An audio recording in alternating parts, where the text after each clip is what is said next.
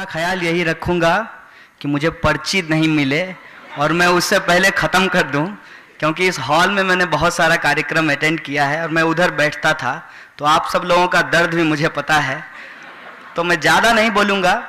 यहाँ ज़्यादातर साहित्य से जुड़े हुए लोग हैं, बौद्धिक काम करते हैं, पत्रकार हैं, विद्यार्थी हैं, एक्टिविस्ट हैं। तो कोई थ्योरेटिकल बात करना मैं समझता हूँ गैर जरूरी होगा। मैं जेल के आने के बाद कुछ चीज़ जो महसूस कर रहा हूँ उसके बारे में मैं आपको बताऊंगा। सबसे पहली बात तो ये है कि मैं कई कार्यक्रम में आने के बाद गया हूँ, तो कुछ लोग मेरे ऊपर जूता फेंक देते हैं। तो हो सकता है कि यहाँ भी कोई फेंक दे, तो उनसे उनके लिए एक मशवरा है मेरे पास। एक तो दोनों जूता फेंकें, और दूसरा ये है कि आप एक एक्स्ट्रा एक जोड़ी चप्पल लेकर के आइएगा, बाहर गर्मी बहुत ज्यादा है। लगता है कि इस हॉल में कोई फ्रीलांस गोडसे नहीं है। खैर, तो अब अगर कोई फ्रीलांस गोडसे नहीं है और यहाँ पे लिखा हुआ है प्रतिरोध की बात, जहां चित्त निर्भय हो, इसकी बात की जा रही है, तो एक बात तो मैं कह देना चाहता हूं। बहुत सारे मीडिया के लोग हैं, बिना डॉक्टर करके अगर संदेशा पहुंचाएंगे तो हम डरने वाले नहीं हैं, इसीलिए आप हमको डराना बंद कर दीजिए। और चित्त निर्भय तो हमारा है, क्योंकि एक रोहित वेमुला गंवाने के बाद, जेल जाने के बाद, सेडिशन का चार्ज झेलने के बाद, बहुत सारे दर्जनों छात्र और शिक्षकों का दोबारा जेल जाने के बाद, हजारों लोगों के सड़कों पर उतरने के बाद, हजारों लोगों की बद्दुआ सुनने के बाद हमारी अकल ठिकाने आई है। और जितने भी हम स्टूडेंट्स यहाँ बोलने आ रहे हैं, बार बार यूनिटी की बात कर रहे हैं। इसलिए आप तमाम बुद्धिजीवियों से एक अपील है, आप भी यूनाइट हो जाइए, क्योंकि आप अगर यूनाइट हो जाएंगे तो याद कीजिए, इस देश के अंदर सहिष्णुता और असहिष्णुता की बहस लेखकों ने चलाया था, उसके बाद आज हम विद्यार्थी उनके रास्ते पे चल रहे हैं। उस बहस को आप आगे बढ़ाइए, हम यूनाइट होने के लिए तैयार हैं, ये हमारा कमिटमेंट है। दूसरी बात यह है कि 2 दिन पहले, आज 8 तारीख है, 6 अप्रैल को बड़ा न्यूज आया कि दुनिया की सबसे बड़ी राजनीतिक पार्टी के कई साल हो गए हैं, मुझे पता नहीं, मेरा गणित बहुत खराब है, कि 6 अप्रैल 1980 को एक पार्टी बनी थी, भारतीय जनता पार्टी। और मैं कह देना चाहता हूं, मैं बिल्कुल उसका विरोधी आदमी नहीं हूं, इसीलिए उसके लिए मैं एक नज्म पेश करना चाहता हूं दुष्यंत कुमार की। कैसे कैसे मंजर सामने आने लगे हैं, गाते गाते लोग चिल्लाने लगे हैं, अब तो इस तालाब का पानी बदल दो यारो, ये कमल के फूल कुम्हलाने लगे हैं। बहुत दिन हो गया, 1980 में बने थे। एक देशभक्त मेरे पास आया, अब मैं उसको देशभक्त इसलिए कह रहा हूं क्योंकि वो मुझे देशभक्त मानने के लिए तैयार नहीं है। तो वो आकर के हमको बोला कि देखो, भारतीय जनता पार्टी देश में कितना अच्छा काम करना चाहती है, और तुम विद्यार्थी लोग पढ़ने की बजाय राजनीति कर रहे हो। हमने कहा, हम कहां राजनीति कर रहे हैं? अप्पा राव हमसे पूछ करके हमारे साथियों को बाहर कर दिया था क्या? उनका जो सोशल बाइकॉट किया गया प्रशांत का और रोहित का, वो हमसे पूछकर नहीं किया गया, वो तो दत्तात्रेय जी से पूछ करके किया गया, जो राजनीति कर रहे हैं और मेंबर ऑफ पार्लियामेंट है। बताइए, हम कहां राजनीति कर रहे हैं? स्मृति जी ने हमसे पूछ करके हमारा वजीफा बंद कर दिया था। भाई, हमसे पूछ करके आप कहां कुछ कर रहे हैं? आप जो करते हैं, अगर वो हमको लगता है कि हमारे जीवन जीने के अधिकार के खिलाफ है, तो हम उसका विरोध करते हैं। आप जो करते हैं, हमको लगता है कि वो इस देश के अंदर जातिवाद और मनुवाद को बढ़ाने वाली बात है, तो हम सामाजिक न्याय की मांग करने वाले लोग उसका विरोध करने लगते हैं। राजनीति आप करते हैं, हम आपकी गंदी राजनीति का विरोध करते हैं। और आज साहित्यकारों का जमावड़ा है। एक बात कह देना चाहता हूं कि हमारे कैंपस में एक जनवादी कवि हुआ करते थे, विद्रोही जी, और आंदोलन में लड़ते लड़ते वो हमारे साथ विद्रोही स्थल पे ही हमारे बीच आज नहीं है। तो उनके नाम पे हमने स्टूडेंट्स यूनियन का नाम विद्रोही भवन कर दिया है। इसीलिए आप गलत राजनीति कीजिए, हम आपके खिलाफ विद्रोह करेंगे। हालांकि इन्होंने बहुत चालाकी से इस विमर्श को दूसरे तरफ लेकर के गए हैं। ये क्या कहते हैं?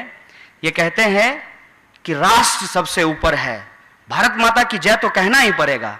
मैं सोच रहा था कि अगर मेरी शादी हो तो मैं अपनी पत्नी को कहूं कि तुम अपना नाम भारत माता की जय कर लो। और हमारे जो बच्चे होंगे मैं उनका नाम भी भारत माता की जय बोल दूंगा, ताकि, और अपना नाम भी मैं बदल करके भारत माता की जय कर लूंगा, कि मेरा बच्चा स्कूल में जाए तो टीचर पूछे कि क्या नाम है, कहे भारत माता की जय। बाप का नाम क्या है, भारत माता की जय। माता का नाम क्या है, भारत माता की जय। और उसको फीस नहीं देनी पड़ेगी और उसको शिक्षा जो है वो फ्री में मिलेगा। एक आदमी आकर के हमको बोला कि तुम मोदी जी पे इतना चुटकी क्यों लेते हो? हमने कहा मोदी जी पे चुटकी ले कैसे सकते हैं, मैं सबसे बड़ा मोदी समर्थक हूं। कब? जब वो कह दें कि हम 15 लाख रुपए आपको दे देंगे, जब वो कह देंगे कि हम भ्रष्टाचार कम कर देंगे, जब वो कहें कि हम महंगाई कम कर देंगे, मैं उनका सबसे बड़ा समर्थक बन जाऊं। लेकिन वो ऐसा कैसे कहेंगे? ऐसा वो कह नहीं सकते। क्यों नहीं कह सकते? क्योंकि उनका संबंध 1925 में स्थापित होने वाली भारतीय जनसंघ से नहीं, आरएसएस से है, राष्ट्रीय स्वयंसेवक संघ से है। और राष्ट्रीय स्वयंसेवक संघ क्या कहता है?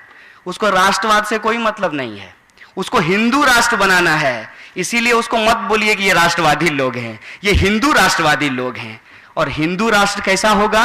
जिसमें ब्राह्मण ब्राह्मण होगा, दलित दलित होगा, वो हायरार्की पे खड़ा होगा। इसका मतलब उसका संविधान भारतीय संविधान नहीं, मनुवाद होगा, उसका संविधान मनुस्मृति होगा। हम इसलिए उसका विरोध करना चाहते हैं। और इसलिए इस देश के अंदर जो लड़ाई छिड़ी है, जिसके बारे में हमारे साथी बोल रहे थे, साथी ऋचा, सहला, उमर, प्रशांत, सब लोग, कि ये लड़ाई छिड़ी है दो लोगों के बीच। हिंदुस्तान के अंदर कोई लड़ाई नहीं छिड़ी है। हिंदुस्तान के अंदर जो संघिस्तान बनाने की तैयारी की जा रही है, उसके खिलाफ लड़ाई छिड़ी है। और ये लड़ाई संघिस्तान वर्सेज हिंदुस्तान की लड़ाई है, और हम हिंदुस्तान की लड़ाई लड़ रहे हैं। बहुत चालाकी से मैं सहमत हूं गौहर रजा जी से कि ये लोग बहुत क्रिएटिव नहीं हैं, क्योंकि अगर क्रिएटिव होते तो गालियां नहीं देते। इनके ट्रोलर जो हो सिर्फ गालियां देते हैं। लेकिन हम लोग क्या करते हैं? हम लोग नज्म लिखते हैं, इनके लिए शायरी लिखते हैं, इनके लिए कहानियां लिखते हैं, क्योंकि हम लोग क्रिएटिव लोग हैं। और जो क्रिएटिव लोग हैं उनसे सबसे ज्यादा खतरा होता है इनको। इसीलिए पहले जो काम ये बस्तर में किया करते थे, पहले जो काम ये बिहार के गांवों में किया करते थे, आज वो काम ये यूनिवर्सिटीज के अंदर कर रहे हैं। क्यों कर रहे हैं? ये इसलिए कर रहे हैं कि ये उस मत के समर्थक हैं कि पृथ्वी चपटी है, पृथ्वी का चक्कर सूरज लगाती है। ये उस मत के समर्थक हैं। और हम उस मत के समर्थक हैं जो स्थापित सच को चैलेंज करते हैं। क्या है स्थापित सच? स्थापित सच सुंदरता को लेकर के भी हो सकता है कि गोरे लोग ही सुंदर होते हैं। मैं कहता हूं नहीं, काले लोग भी सुंदर हो सकते हैं। जो भी स्थापित सच हो, चाहे वो पितृसत्ता हो, जातिवाद हो, मनुवाद हो, ऊंच नीच हो, पूंजीवाद हो, गैर बराबरी हो, हम उन तमाम स्थापित सच्चों को चैलेंज करना चाहते हैं। और इसीलिए यूनिवर्सिटी होता है। अगर आपके अंदर आलोचनात्मकता नहीं है तो आप युवा नहीं हैं। और मैं तो मानता हूं कि मोदी जी युवा नहीं हैं। 55 करोड़ लोगों का नेता मोदी जी कैसे हो सकते हैं जिनकी उम्र रिटायरमेंट की हो गई है? आप हमारे नेता हो नहीं सकते हैं, क्योंकि हम लोग नौजवान लोग हैं। और इस मुल्क के अंदर जो हम झेल रहे हैं, उसको झेलते हुए हम इस बात का संकल्प ले रहे हैं कि आने वाली नस्ल इसको नहीं झेलेगी। यही हमारी लड़ाई है, यही हमारा संघर्ष है। इस देश के अंदर जो जातिवाद है, इस देश के अंदर जो छुआछूत है, इस देश के अंदर जो गैर बराबरी है, इस देश के अंदर जो किसान आत्महत्या करने को विवश हैं, इस देश के अंदर जो गरीब हैं, उनके हक की बात करना ही राष्ट्रवाद है। और मेरी नजर में भारतीय रेल का जनरल बॉगी, उनके पक्ष में बात करना राष्ट्रवाद है। और मैं उनकी बात करता हूं, और यही राष्ट्रवाद है, यही हमारा उदाहरण है। क्या कहते हैं ये कहते हैं कि सब कुछ तो ठीक है, अब दूसरा पैटर्न आइए। कोई हार्डकोर संघी होता है, कोई सॉफ्टकोर संघी होता है। तो हार्डकोर संघियों की बात मैंने आपको बता दी, और ये सॉफ्टकोर संघी हर जगह पाए जाते हैं। इसीलिए मैं आज रंगों की बात नहीं कर रहा। हो सकता है कि अगर ढूंढने निकले तो लाल से लेकर के भगवा तक निकल आए। तो मैं उन सॉफ्ट संघियों की बात करना चाहता हूं जो कहते हैं कि सब कुछ तो ठीक है, नारेबाजी क्यों हुई? हमने कहा कि नारेबाजी अगर हुई तो गलत हुई, लेकिन मुझे यह बताइए कि क्या हमारा मुल्क इतना कमजोर है कि कुछ लोगों ने कुछ नारा लगा दिया और हमारा मुल्क टूट जाएगा? या तो आपको अपने मुल्क की मजबूती का अंदाजा नहीं है, या आपको इस बात का कोई जानकारी नहीं है कि इस मुल्क को बनाने में कितने लोगों ने जान दी है, तो कुछ लोगों की महज नारेबाजी से हमारे मुल्क को कुछ होने वाला नहीं है। दूसरा सवाल है कि क्या नारेबाजी करना राष्ट्रद्रोह है? हो सकता है, मैं कानून नहीं जानता। वृंदा जी आई थी, वो कानून बताएंगी। मेरे नज़र में नारेबाजी करना जो राष्ट्र के खिलाफ है वो गलत है, मैं मानता हूं। लेकिन मेरा सवाल है कि क्या नारेबाजी करने वाले राष्ट्रद्रोही हैं, लेकिन इस देश के अंदर पार्लियामेंट में बैठकर लोगों के हक को मारने वाले लोग राष्ट्रद्रोही हैं कि नहीं? ये सवाल मैं पूछना चाहता हूं। इस देश के अंदर जो सपना देखा गया बाबा साहब भीमराव अंबेडकर के द्वारा, जो सपना देखा गया गांधी जी के द्वारा, जो सपना देखा गया भगत सिंह के द्वारा, और जिस गुलामगिरी से लड़ने की ताकत हमको फूले से मिलती है, उसके खिलाफ हमारी संसद काम कर रही है कि नहीं कर रही है? यह सवाल मैं पूछना चाहता हूं। अगर नहीं कर रही है तो क्या उसके खिलाफ बात नहीं करना यह देशद्रोही गतिविधि नहीं है? क्या लोगों के अंदर नफरत को भर देना, लोगों को एक दूसरे के खिलाफ खड़ा कर देना, छोड़ दीजिए इंसानों को, जानवरों तक का सांप्रदायिकरण किया गया है। कहते हैं कि मकरी हिंदू है और गिरगिट मुसलमान है। अब बताइए कि हमारे भेजे में अगर इतना भूसा भर दिया गया है तो हम तो कंफ्यूज जनरेशन है, हमको पूरी तरीके से कंफ्यूज कर दिया गया है, और सबको मौका नहीं मिलता जेएनयू और एचसीयू में पढ़ने का और स्मृति जी का आशीर्वाद पाने का। मेरा नाम कन्हैया है। मैं एक बार सोच रहा था हिंदू मैथोलॉजी के बारे में, तो कन्हैया की 2 माँ थी, एक ने जन्म दिया और एक ने पाला। इत्तेफाक से मेरी भी आजकल 2 माँ हो गई है, एक ने जन्म दिया और एक ने पाला है, और दूसरा जो है पार्लियामेंट में खड़ा होकर के कहती है कि मैं माँ हूं। माँ जी, आप दौड़ करके एनआईटी श्रीनगर चली गई, आपके आवास के बिल्कुल बगल में जेएनयू था, एक बार आ जाते मिलने के लिए। अरे हमसे नहीं मिलते, उनसे तो मिल लेते जो इस देश की रक्षा के लिए लड़ रहे थे, उन्हीं से एक बार आपकी मुलाकात हो जाती। मैं कहता हूं कैंपस के अंदर जो युद्ध छेड़ा जा रहा है वो लोकतंत्र के खिलाफ है। कैंपस के अंदर जो प्रायोजित हिंसा की जा रही है वो लोकतंत्र के खिलाफ है। और आज इस देश के अंदर कैंपसों को रण क्षेत्र में बदला जा रहा है। मैं कंडेम करना चाहता हूं यहां से जो हिंसा श्रीनगर में हुई है उसकी, मैं कंडेम करना चाहता हूं यहां से जो हिंसा हुई है एचसीयू में उसकी भी, क्योंकि यह प्रायोजित हिंसा है और प्रायोजित हिंसा लोकतंत्र के लिए खतरनाक है। हमको कैंपस डेमोक्रेसी को बहाल करना पड़ेगा। और कुछ भी कह लीजिए, कितना भी आप अपना मतभेद डिफरेंसेस रख लीजिए, क्योंकि आपकी पीढ़ी से हमको एक शिकायत भी है, खास करके जो हमारे बुजुर्ग लोग हैं, मैं उनसे कहना चाहता हूं, आपने मतभेद इतना बढ़ा दिया कि आज हमको यूनिटी करने में बहुत मुश्किल हो रही है। आप लोग अगर ये काम पहले कर गए होते तो आज हमको जो है गांधी और अंबेडकर को मिलाने में इतनी मुश्किल नहीं होती जितनी मुश्किल हो रही है। क्या जरूरी है, क्या जरूरी है? मैं इस बात पे आज सवाल खड़ा करना चाहता हूं कि हम अपने महामानवों की रेसलिंग करवा दें। कौन जीतेगा उसको मानेंगे, जो हार जाएगा उसको नहीं मानेंगे। भाई साहब, उन्होंने अपने जमाने को जिया, अपने चश्मे से समाज को देखा और अपने तरीके से हमारे भविष्य को तय किया।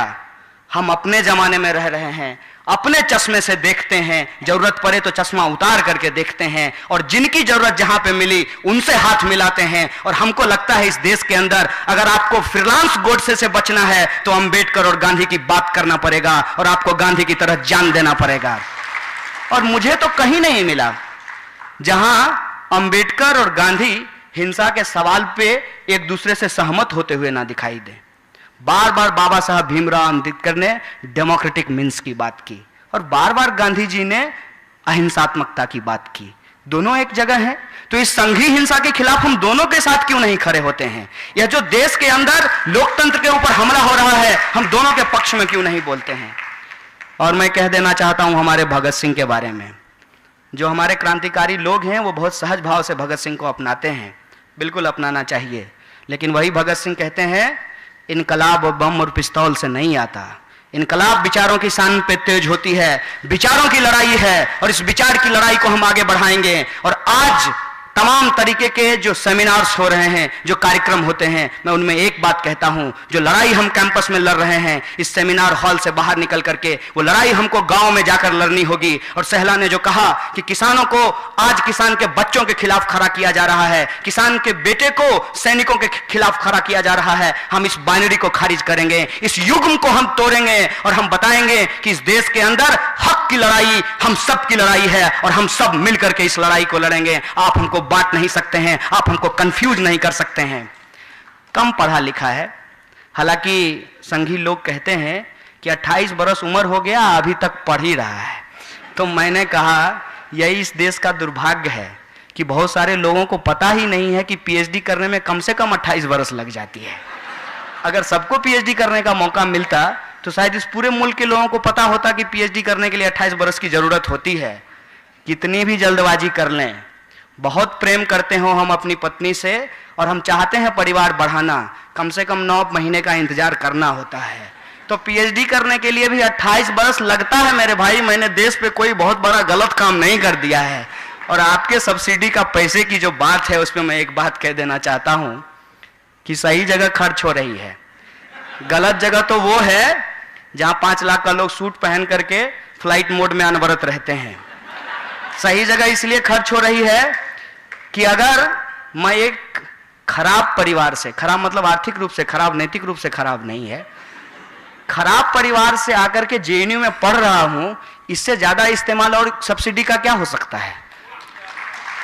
इस देश के अंदर पीएचडी करने वाला एक इंसान, जेएनयू में पढ़ने वाला, जहां जीभ टेढ़ी करके अंग्रेजी बोली जाती है, वहां हिंदी बोलते हुए किसानों की बात कर रहा है। इससे ज्यादा यूथ सब्सिडी की क्या हो सकती है। इस देश के अंदर सरकारों को देखकर लोग रास्ते बदल देते हैं और मोदी जी के पास तो 56 इंच का सीना है। उस 56 इंच के सीने के खिलाफ 12 इंच के सीने के साथ डटकर खड़ा हो जाए, इससे ज्यादा सब्सिडी की यूज क्या हो सकती है।